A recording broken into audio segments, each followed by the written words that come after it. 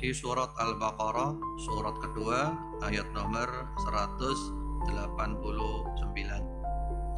Firman Allah Subhanahu wa taala, "Wattaqullaha la'allakum tuflihu." Ini sukses yang memakai kata-kata tuflihu.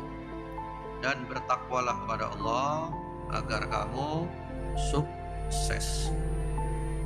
Kalau kita baca ayat ini lengkapnya, yaitu Allah Subhanahu wa taala berfirman, "Yas'alunaka 'anil ahillah. Qul hiya mawaqitu lin-nasi wal hajj. Wa laysal birru bi an ta'tul buyuta min duhuriha. Walakinnal birra man ittaqa. Wa'tul buyuta min abwabiha. Wattaqullaha la'allakum tuflihun." Mereka bertanya kepadamu tentang hilal.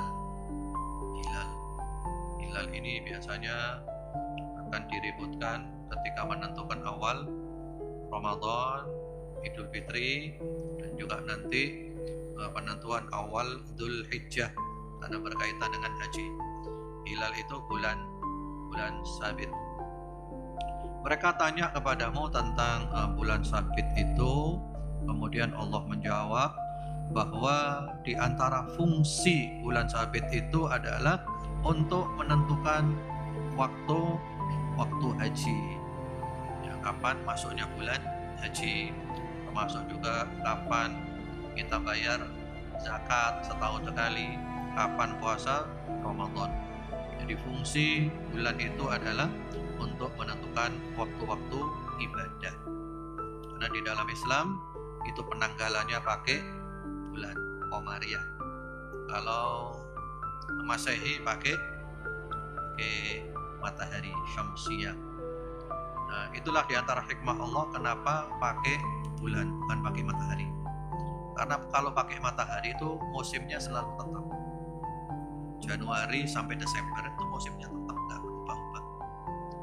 Biasanya Januari, kalau di Indonesia musimnya itu ya kita pelajari dulu, April, Oktober musim kemarau, ya, Oktober, April musim hujan, dan seterusnya ya, musim panas.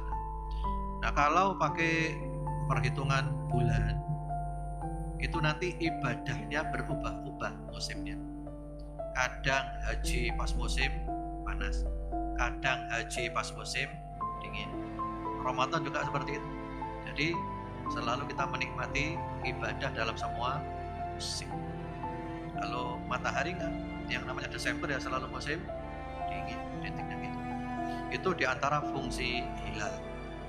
Kemudian Allah Subhanahu wa taala menjelaskan bahwa agama itu bukan pakai adat kebiasaan. Agama itu bukan pakai tradisi kalau memang menyimpang dari aturan syariat. Agama itu pakai wahyu. Walaisal birru bi an ta'tul buyuta min duhuriha. Itu kebiasaan orang-orang jahiliyah. Kalau ihram itu mereka masuk rumah melalui pintu belakang. Itu kebiasaan orang-orang jahiliyah. Jadi mereka itu taklid buta kepada nenek moyangnya, masuk rumah dari belakang waktu ihram. Kemudian oleh Allah dibantah, walakinnal birra man ittaqa, kebaikan itu adalah orang yang bertakwa. Wa'tul buyuta min abwabiha, datangilah rumah itu dari pintunya. Masuk rumah ya wajar-wajar saja, nggak usah kalau ihram masuk dari belakang. Lalu terakhirnya kita ambil wattaqullaha la'allakum tuflihun. Bertakwalah kepada Allah supaya kamu sukses. Nah, ini penting Bapak Ibu. Coba antum cari di toko-toko buku, antum cari di Google. Apakah ada sukses itu adalah bertakwa? Ada enggak? Antum tanya Google. Enggak nemu. Di Google itu sukses itu adalah yang berhubungan dengan materi duniawi. Sukses itu adalah harta berlimpah, mobil mengkilat, rumah mewah, punya jabatan, punya kedudukan, tersohor, terkenal, diidolakan, suaminya ganteng, gagah, istrinya cantik, dan seterusnya, muter-muter di materi duniawi. Itu sukses menurut manusia. Antum cari di Al-Quran, satu huruf pun tidak ada yang mengatakan itu adalah sukses. Makanya kita perlu mengkaji lagi Al-Quran. Sukses menurut Allah itu apa? Saya ingin jadi orang sukses menurut Allah.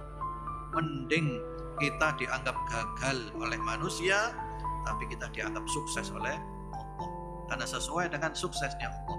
Daripada kita merasa sukses atau dianggap sukses oleh manusia, tapi ternyata menurut Allah kita gagal total, karena kita masih belum seperti yang Allah harapkan, yang Allah ingin.